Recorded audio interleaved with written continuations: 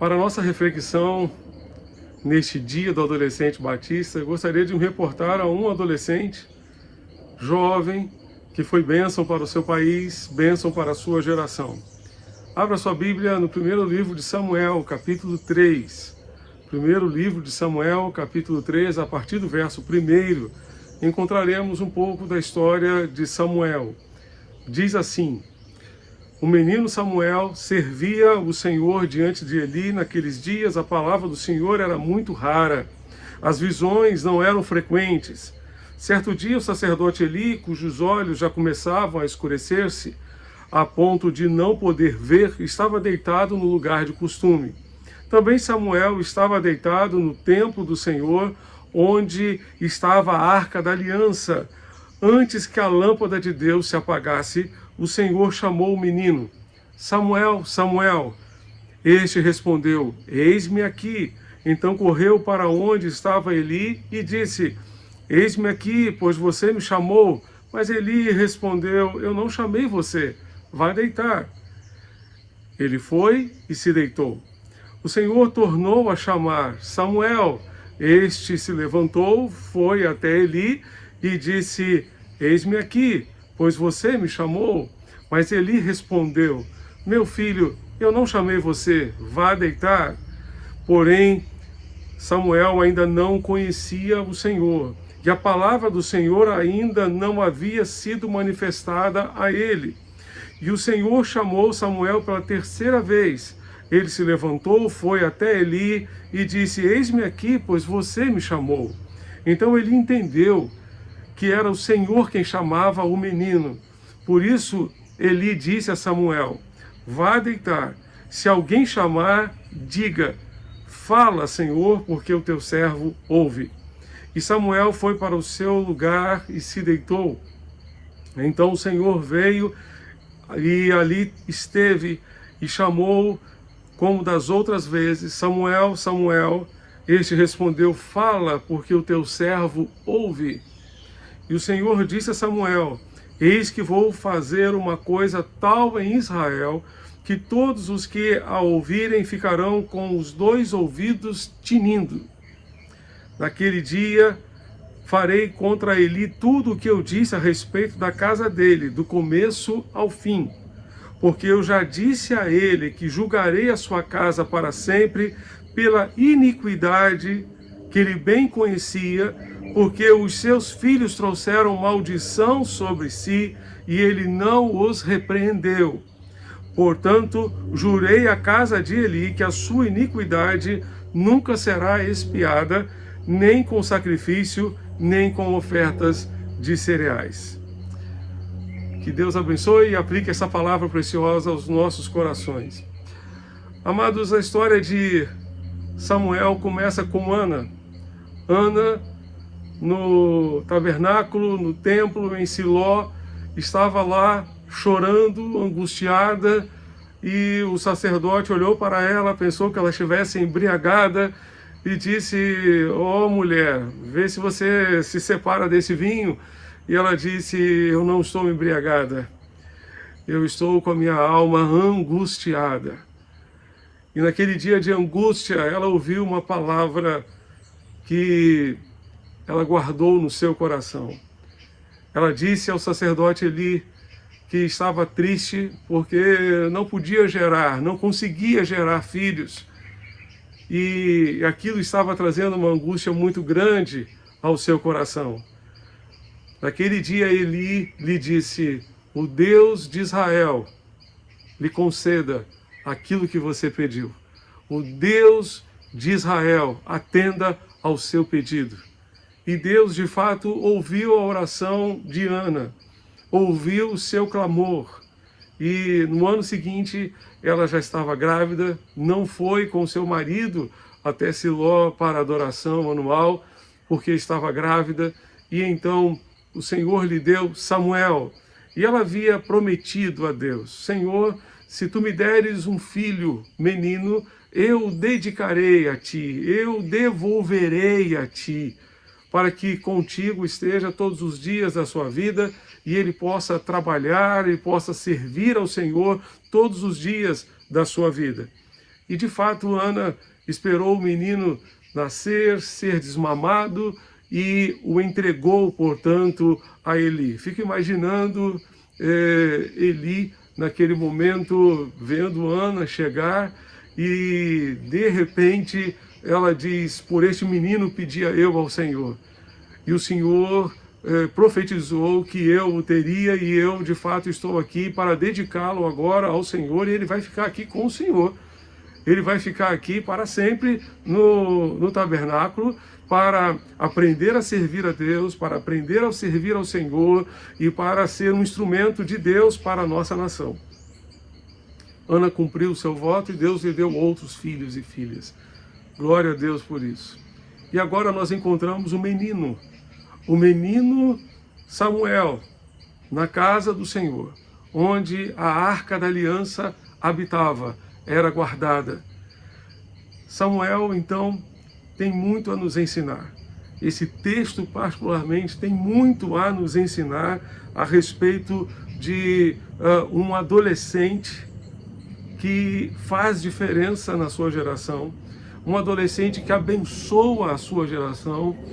Certamente é um adolescente comprometido com Deus. O que faz diferença na nossa vida é o compromisso com Deus. Quer sejamos adultos, idosos, adolescentes, jovens, crianças, o que faz diferença de fato na nossa vida é o nosso compromisso com o Senhor. Quanto maior for esse compromisso, quanto mais profundo for esse compromisso, nós teremos mais utilidade para Deus, como Samuel teve. Então, eu gostaria de pensar nesta manhã sobre um adolescente comprometido com Deus e certamente esses princípios que encontramos aqui na palavra de Deus são aplicáveis a todas as gerações. São aplicáveis aos jovens, aos adultos, aos idosos, a todas as pessoas em todas as faixas etárias. Quais seriam as qualidades, portanto, de um adolescente comprometido com Deus? Primeiramente, um adolescente comprometido com Deus é aquele que tem uma experiência genuína, uma experiência autêntica com Ele. Uma experiência autêntica com Deus. Primeiro livro de Samuel, capítulo 3, verso 7, nos diz: porém Samuel ainda não conhecia o Senhor, e a palavra do Senhor ainda não havia sido manifestada a ele. Você deve se lembrar do texto que Samuel ouviu Deus lhe chamar 4 vezes. Somente na 4ª vez ele disse: fala, porque o teu servo ouve. Justamente orientado pelo sacerdote Eli. Todas as vezes que ele ouvia alguém lhe chamar, ele ia até Eli e dizia: estou aqui, o que posso fazer para lhe ajudar? Mas Eli dizia sempre da mesma forma: eu não chamei você, eu não chamei você.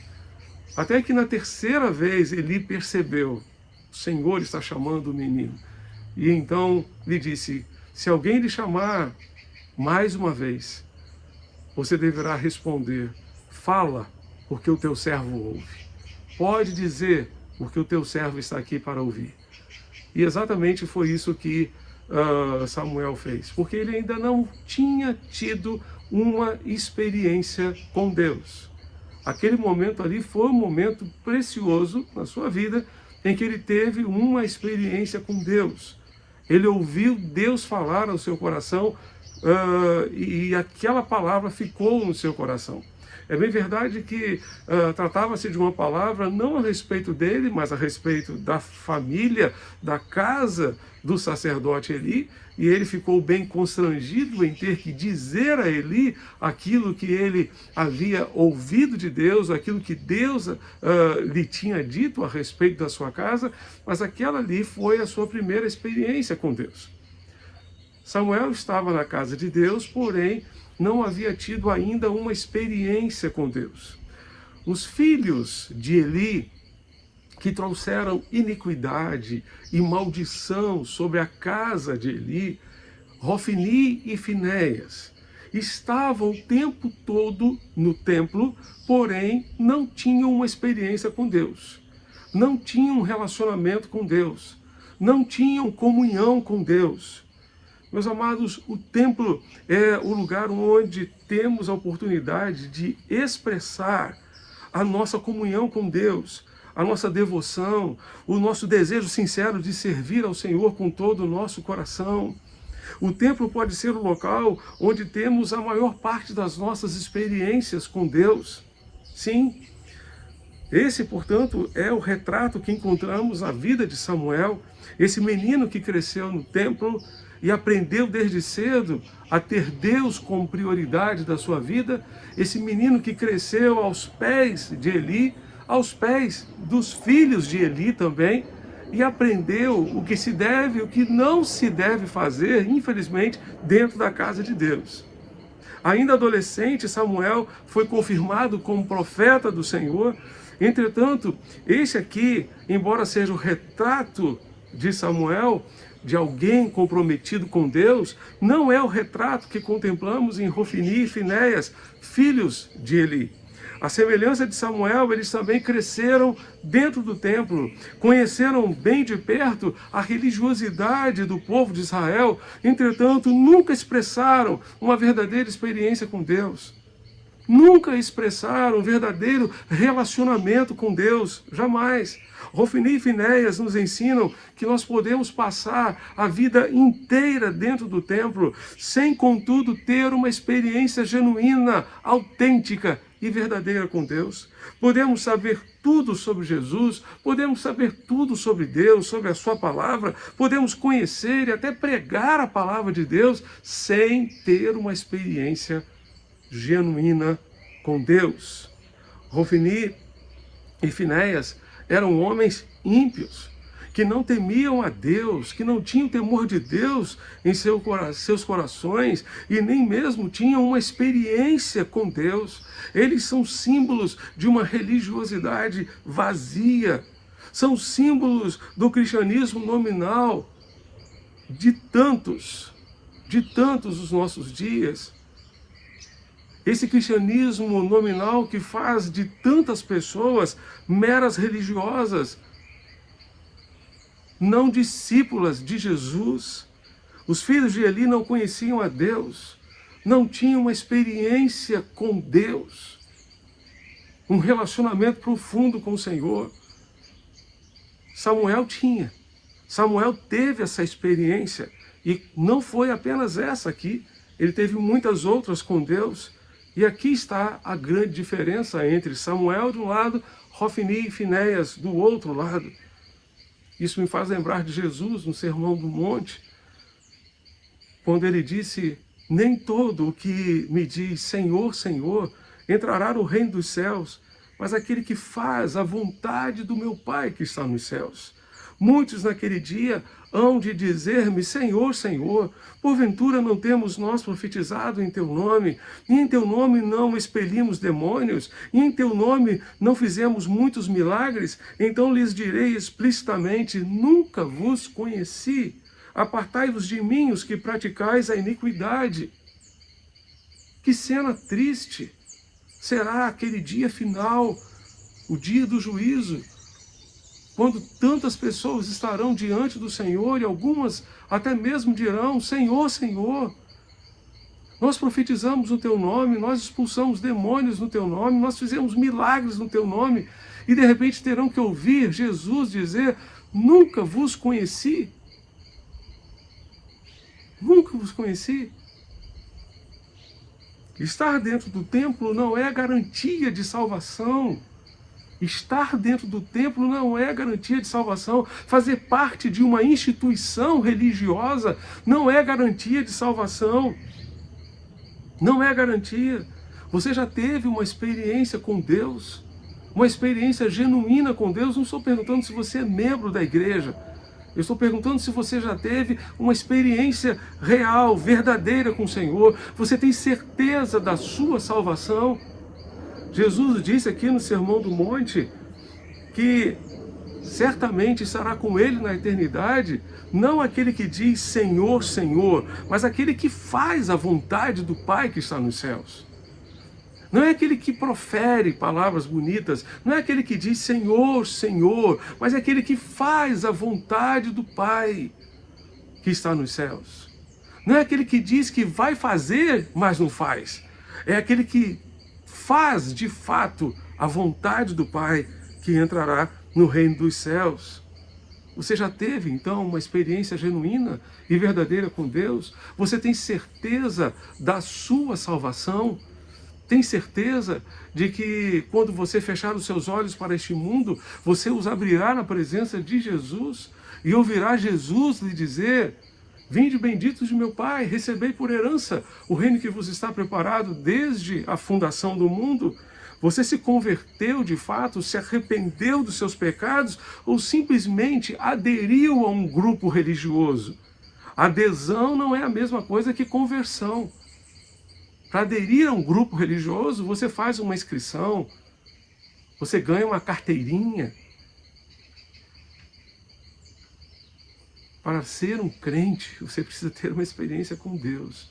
Você precisa ter uma experiência com Jesus. Você precisa se arrepender dos seus pecados. Você precisa confessar os seus pecados. Confessar que você é um pecador e que você precisa de Jesus.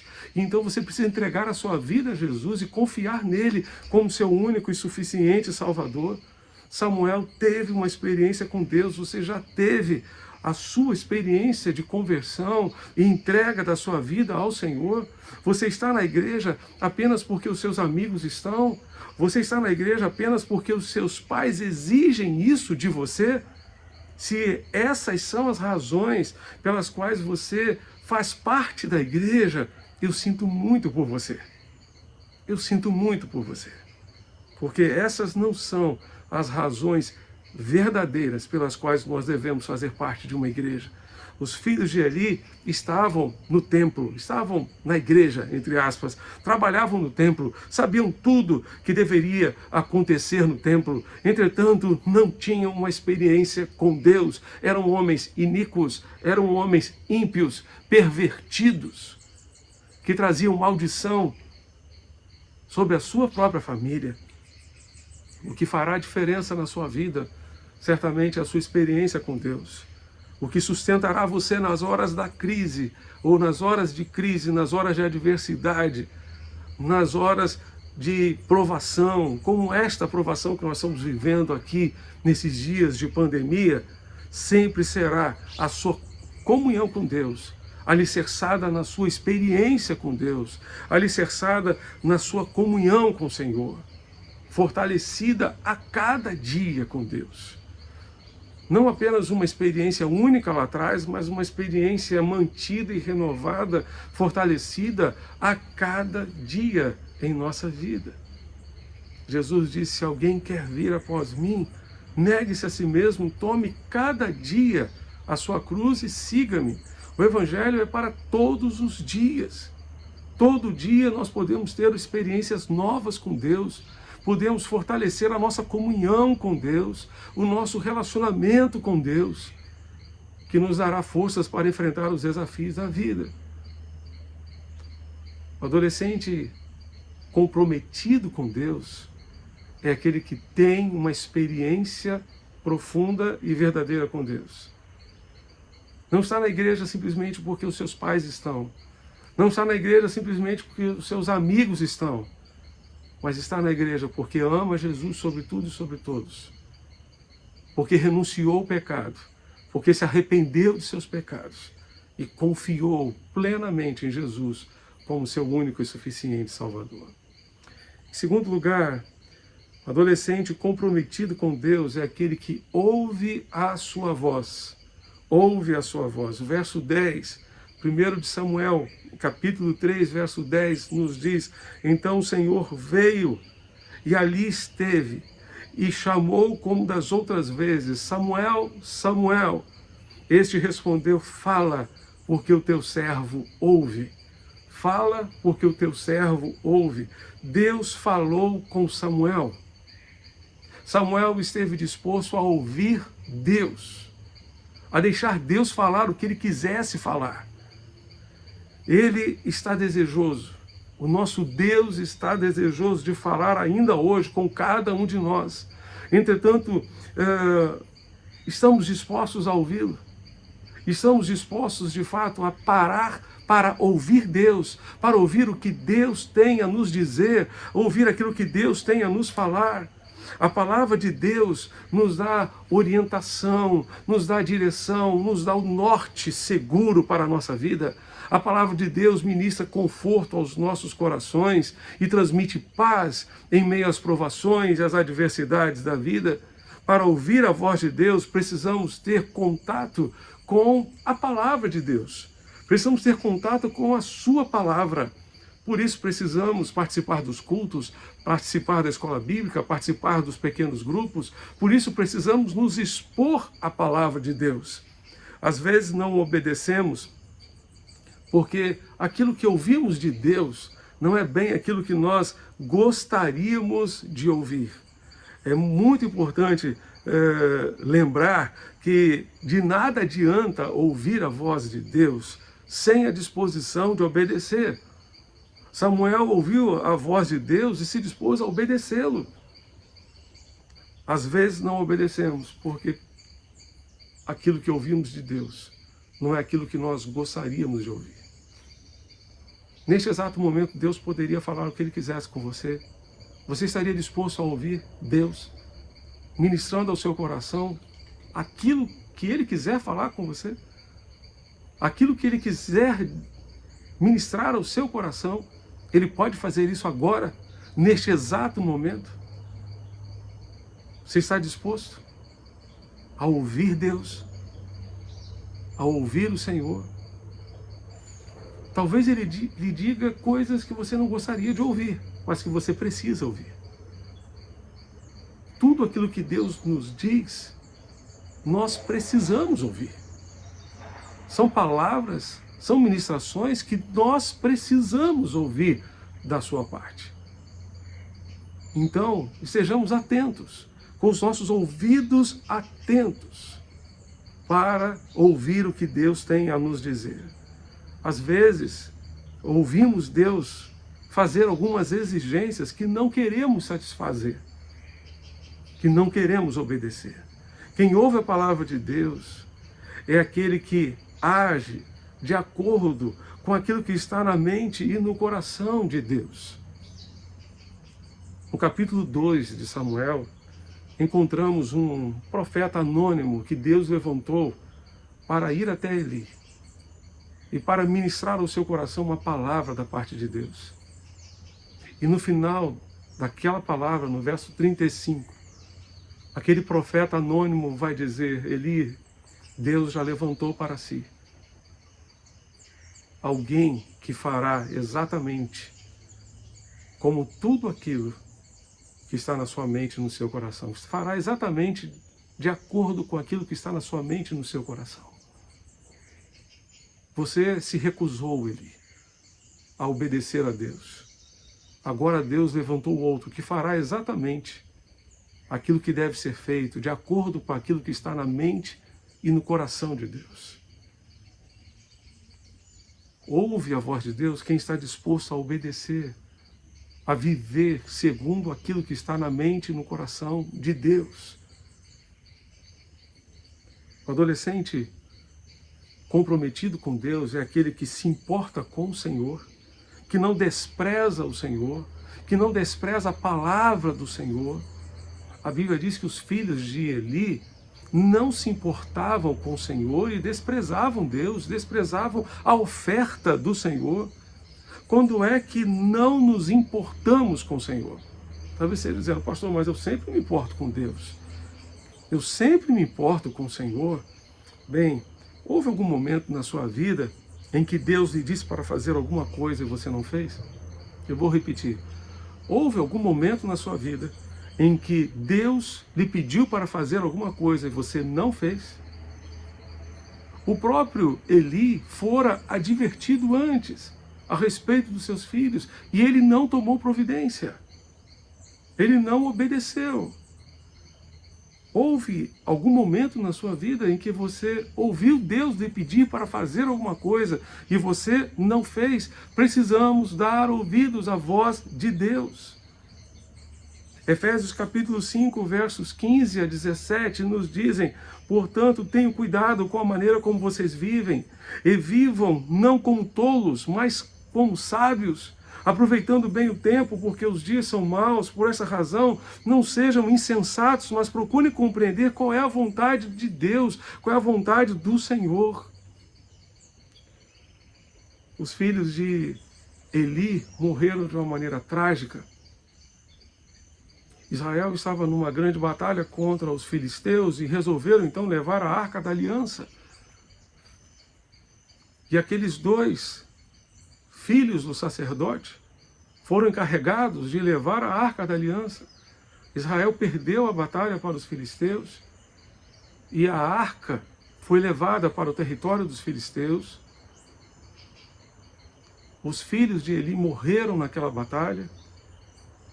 E de repente chegou o mensageiro e avisou, portanto, a esposa de um daqueles homens, que estava grávida, prestes a dar à luz a um filho. E ela então, quando soube que a arca havia sido levada embora, aquela arca que era o bem maior do povo de Israel, do povo de Deus, aquela arca que era símbolo do pacto, símbolo da aliança do povo com o Senhor seu Deus. Aquela arca que era símbolo da lei de Deus, porque dentro dela estavam os 10 mandamentos, símbolo da lei do Senhor, da palavra do Senhor. Ela disse: a glória se foi de Israel.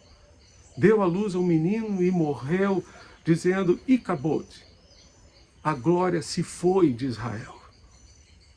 Aquela mulher traduziu muito bem, naquela palavra, o que havia acontecido com Israel naquele momento.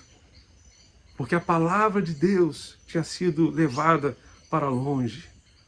A aliança, o símbolo maior da aliança, havia sido levado para longe. Israel perdeu a sua glória porque perdeu a palavra, porque perdeu a aliança, porque perdeu o compromisso com Deus. O símbolo maior do povo de Deus é a palavra, é a sua aliança, é o seu compromisso com o Senhor, é o seu compromisso com Deus. A glória se foi de Israel quando a palavra foi perdida.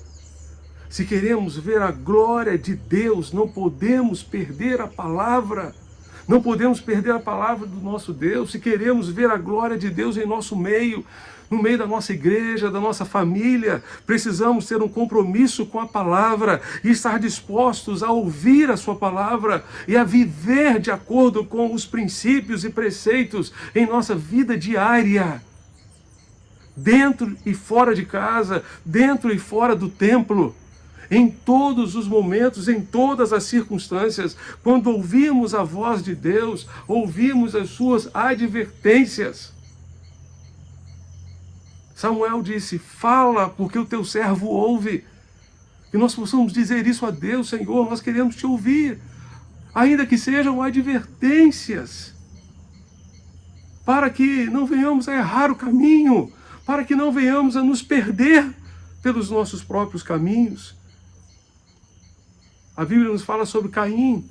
Caim foi uma pessoa que não deu ouvidos à advertência de Deus. E por isso acabou dando lugar ao pecado no seu coração e sofreu tremendas consequências e levou a sua família a sofrer tremendas consequências. Deus disse a Caim: Caim, o pecado está à porta, Caim. Tome cuidado, Caim. Tome cuidado. Não abra a porta do seu coração para o pecado. Você deve dominar sobre ele e não ser dominado por ele, Caim. Mas nós sabemos a história trágica do primeiro assassinato, porque um homem ouviu a advertência de Deus, ouviu a voz de Deus e não obedeceu, e não cumpriu. Precisamos ficar mais atentos aos alertas, às advertências de Deus. Em 2007, exatamente em julho de 2007, o Brasil contemplou um dos maiores acidentes da história da aviação brasileira. Um avião tentou pousar em Congonhas, aeroporto de São Paulo, mas não conseguiu e acabou batendo contra um hangar da companhia aérea que estava mais adiante. O resultado foi simplesmente que 199 pessoas morreram. 12 pessoas em solo e 187 passageiros e tripulantes daquele voo. E o relatório da aeronáutica apontou que a causa inicial foi a falta de atenção do piloto quanto à regulagem dos manetes. Foi uma posição equivocada de um dos manetes aceleradores. Na hora de pousar, um dos manetes estava na posição de aceleração. E o piloto não observou isso. A companhia aérea, depois disso, resolveu investir na colocação de novos manetes, ou melhor, novos alertas, para alertar os pilotos quanto a posições equivocadas do manete, de tal maneira que, dessa forma, pudesse evitar contratempos e evitar especialmente acidentes dessa natureza. Depois dessa tragédia, então resolveram investir em alertas. Creio que precisamos atualizar o nosso sistema de alertas. Precisamos atualizar o nosso sistema de alarmes para percebermos melhor os nossos equívocos. Às vezes achamos que está tudo bem, que todos os botões estão nos seus devidos lugares, que todos os manetes estão nos seus devidos lugares, mas de repente um deles está na posição errada e pode causar um estrago terrível. Nós precisamos atualizar o nosso sistema de alarmes para percebermos melhor os nossos equívocos, os nossos erros e tomarmos providências antes que soframos consequências piores, antes que soframos situações que venham destruir a nós mesmos, nossas famílias. Nosso estilo de oração é muito mais um monólogo do que um diálogo, que damos a Deus a oportunidade de falar, mas nós precisamos parar e dizer: fala, Senhor, porque o teu servo ouve. Fala, porque estamos aqui dispostos a te ouvir, dispostos a escutar. De nada adianta, entretanto, ouvir sem a disposição de obedecer. Samuel ouviu a voz de Deus e se dispôs a obedecê-lo. Às vezes não obedecemos, porque o que ouvimos de Deus não é exatamente o que gostaríamos de ouvir. Às vezes ouvimos de Deus algumas exigências que não gostaríamos de cumprir. Se no serviço de Eli havia o pecado da omissão, e no serviço dos filhos de Eli, Hofni e Finéias, havia o pecado de comissão por tudo aquilo que eles cometiam de errado, no serviço de Samuel havia a graça da submissão, a sua disposição em submeter-se a Deus, submeter-se à vontade de Deus e à voz de Deus para a sua vida. Em terceiro lugar, adolescentes comprometidos com Deus são aqueles que crescem. 1 de Samuel, capítulo 2, verso 26, nos diz: e o jovem Samuel crescia em estatura e no favor do Senhor e dos homens. Samuel não crescia apenas em estatura, ele crescia também no favor do Senhor e dos homens. Adolescentes comprometidos com Deus são aqueles que crescem não apenas em estatura. Alguns têm crescido bastante, graças a Deus por isso. Mas são aqueles que crescem também no favor do Senhor. Crescem também na intimidade com o Senhor, na comunhão com o Senhor. São aqueles que não se acomodam e por isso querem mais de Deus em suas vidas. São aqueles que entendem que jamais chegamos a um ponto em que podemos parar de crescer. Não estamos prontos, não somos pessoas prontas. Sempre teremos algo a aprender. Por mais experientes que sejamos, sempre teremos algo novo a aprender da parte de Deus. Senão poderíamos colocar a nossa vida no piloto automático.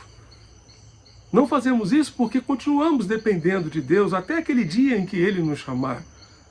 Continuamos na dependência do Senhor, dependendo da sua graça, dependendo do seu favor. Por isso precisamos continuar crescendo. Pedro nos exorta: crescei na graça e no conhecimento de nosso Senhor Jesus Cristo. Essa tem sido a sua realidade. Essa tem sido a sua realidade. Infelizmente, muitas vezes, amados, alcançamos a nossa zona de conforto, assim como os filhotes das águias que se aconchegam no ninho da sua mãe e de lá não querem sair mais. O Salmo 90 nos garante que os dias passam e nós voamos. Você, adolescente, esteja certo de que a vida passa rapidamente. Foi ontem que eu busquei a Deus como um adolescente, que eu servi a Deus como um adolescente. Foi ontem. Mas olha, passou assim. Os anos passaram rapidamente. E a vida passa rapidamente. E para você aproveitar bem a sua adolescência, para você aproveitar bem a sua vida, viva de acordo com a vontade de Deus e continue crescendo nesse relacionamento, investindo nesse relacionamento com Deus a cada dia. Em quarto lugar, a palavra de Deus nos ensina que adolescentes comprometidos com Deus são aqueles que dão um bom testemunho diante do seu povo. 1 Samuel, capítulo 3, versos 20 e 21. Você pode abrir a sua Bíblia. 1 Samuel 3, 20 a 21. Nos diz: Samuel crescia e o Senhor estava com ele, e não deixou que nenhuma de suas palavras caísse por terra. Todo o Israel, desde Dan até Berseba, reconheceu que Samuel estava confirmado como profeta do Senhor. O Senhor continuou a aparecer em Siló, porque em Siló o Senhor se manifestava a Samuel por meio da palavra do Senhor. Todo Israel, desde Dan até Berseba, tomou conhecimento de que aquele menino era o menino de Deus. Todo Israel sabia que aquele adolescente ia longe, ia longe. De fato, Samuel foi bem longe. Ele julgou Israel por muitos e muitos anos. Ele foi instrumento de Deus para ungir 2 reis, Saul e Davi. Ele foi instrumento de Deus para conduzir, portanto, o povo de Israel segundo a sua vontade. Ele liderou o seu povo. Ele conduziu o seu povo na dependência do Senhor, porque deu bom testemunho. Todo Israel sabia que aquele menino era o menino de Deus. A sua família precisa saber que você é um menino, uma menina de Deus. Seus colegas na escola, na faculdade, na sua turma de amigos, no seu pequeno grupo, precisam saber que você é um menino de Deus, que você é uma menina de Deus.